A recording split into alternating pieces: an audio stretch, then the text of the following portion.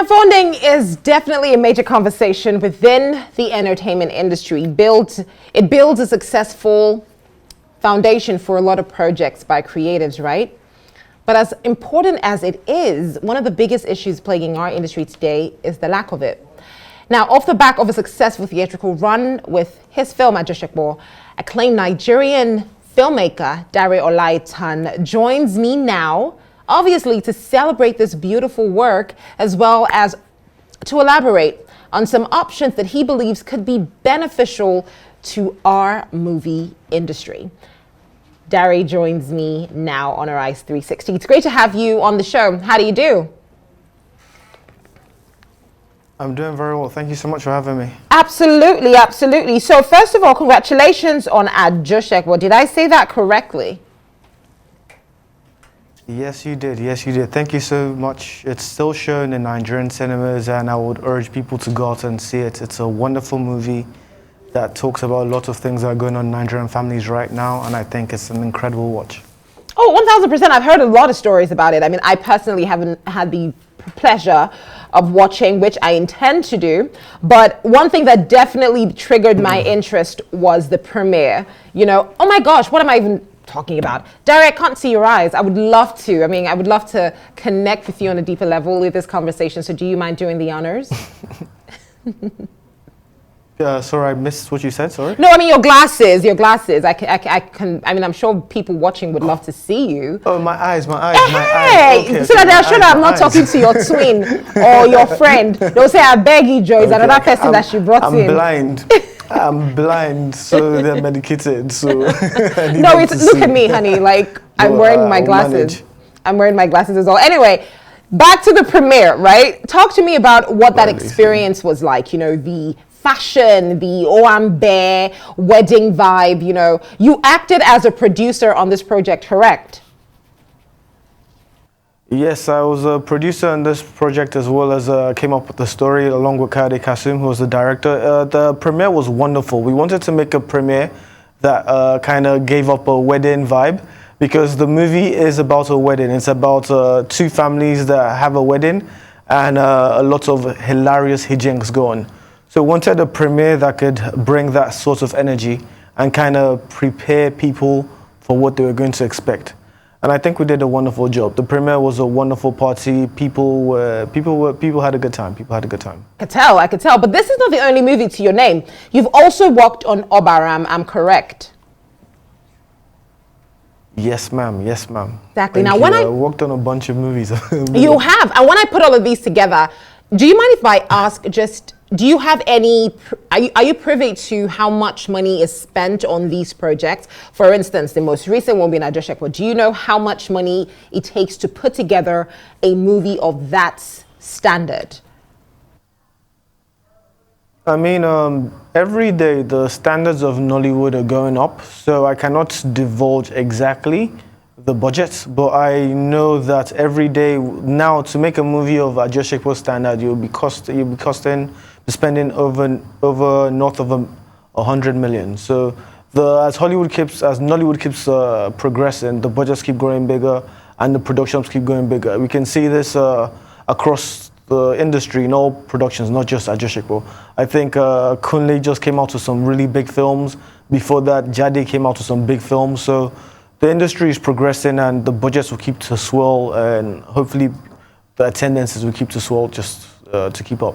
I agree with you. I mean, I recently had Eniola Ajao from Beast of Two Words, Ajakaju, and she said that she spent about 200 million producing her film. Now, the reason I'm asking all of this is most recently you spoke extensively about the importance of funding, but not just pumping money into the industry. You were talking more about avenues that could make it easier for people bringing in these funds to continue to bring in this funding, you know, brackets and, you know, incentives within the production space, specifically for Nollywood. So I would like you to speak on that briefly.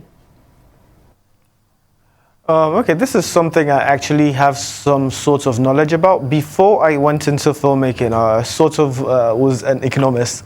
So there's a lot of incentives you can do to kind of stimulate an industry, apart from, like, I suppose, just making funds.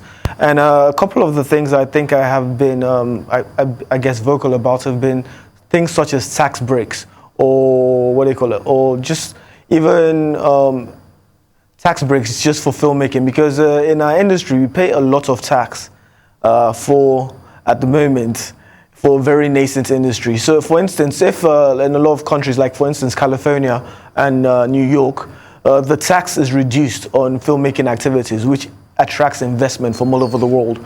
So for instance, if Lagos, for instance, started reducing tax on filmmakers, we could start importing filmmakers from all around the world who would want to film in Lagos, which will increase, I guess, the revenue across the board. I agree with you more, but while that is on one hand, how would you assess the funding that is actually made available to Nollywood? Do you think we're at a good space where it's civil and it's decent enough? Most recently, there were grants. Okay, go ahead. It's an interesting. I do not know as to how available funding is. Funding at this time for filmmakers in Nollywood is still probably one of the most challenging hurdles that most of us have to face.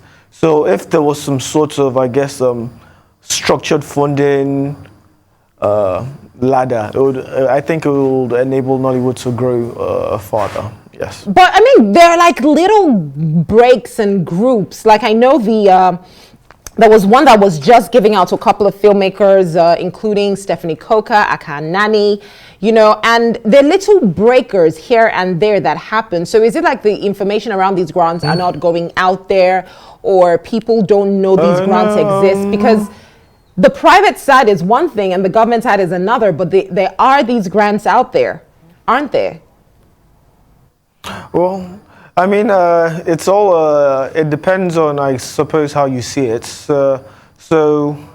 I'm always for, I guess, established or upcoming filmmakers, because if there's very little grants and you're competing with very established filmmakers, it might be very hard to get like noticed. So the larger possibilities, grants, workshops, availabilities to enable the industry to continue to grow, I guess, will be good. So there's never enough. So I'm sure there's some right now, but we can always do more. So what's your story? That's what I'm now more curious to find out, because I assume that you're speaking for the new up-and-coming filmmakers, right? So if these grants are only available to the popular big guys, what's your story? Because you're doing it, so I'm sure they would like to know how you're doing it. I do not. I never said that these grants are available to just the popular filmmakers. Please don't mix my words. But my story, I've been doing this for about a decade now. I think I came into Nollywood in 2015 with my first movie, Ojukokoro, which I funded with my school fees. And we've been kind of rolling it back into the industry since then. I think we've done 6 or 7 movies since then. So it's just been a slow, continuous growth. Oh, amazing. So was this like a background for you, film and, television movies? Is that what you studied? Is that something that you always knew you wanted to do? Actually, not far from it. When I was much younger, I'm not that old now, but when I was much younger, the Nigerian film space was not as developed as it is now. The cinema industry didn't really exist. So for me, it didn't seem very practical to think filmmaking could be like a career. So I studied economics and business, and for my final project, I had to write on a nascent industry. I had decided to do Nollywood because I'd always wanted to come back and tell stories, I suppose. And after doing the paper, it seemed kind of, I took a bet that this could be a place that the industry was going to start growing from what I looked at that point in time. And so far, it seems my bet has kind of paid off. So we thank God for his mercies, I suppose. Bet though, I mean, what exactly was the bet? Would you mind sharing? At the point in time when I left school, Netflix was just moving from CDs because I went to school in Chicago.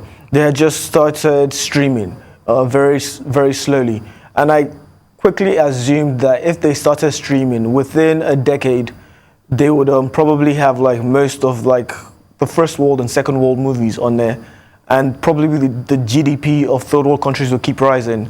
So at some point in time, Nigerian movies would get to streaming was my bet.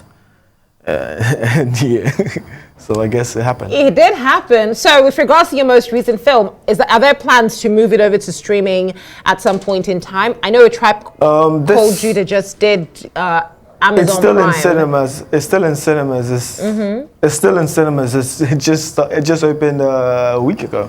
Yeah, but are there plans that, is it possible yes. that it could eventually end up on the streamer after its theatrical run? Yes, ma'am. Yes, ma'am. Oh, amazing. Yes, So ma'am, yeah. what's your take on the whole streaming space as well within Nigeria? Like you said, you made a huge bet on it. But with regards to the types of films that we're putting on these platforms, what's your assessment of that? It's a mixed bag because it's brought in investment into the industry and allowed us to also expand into making different genres of film. So yeah, it's been an interesting foray. Like in life, what you pray for. So, I mean, when you get it, you have to deal with it, I suppose. So we're figuring it out. I'm trying to feel you here because you've said two things. You've said put in more investment so we can create different genres of film. That's a good thing, I believe. But then when you pray for something, you have to deal with it. It almost sounds like there's a problem or there's an issue around it as well. No. So There's no issues. you want to give that more context so I don't issues. misunderstand you. There's no issues. It's a bit hard to hear you, so I'm struggling a little bit. But there's no issues.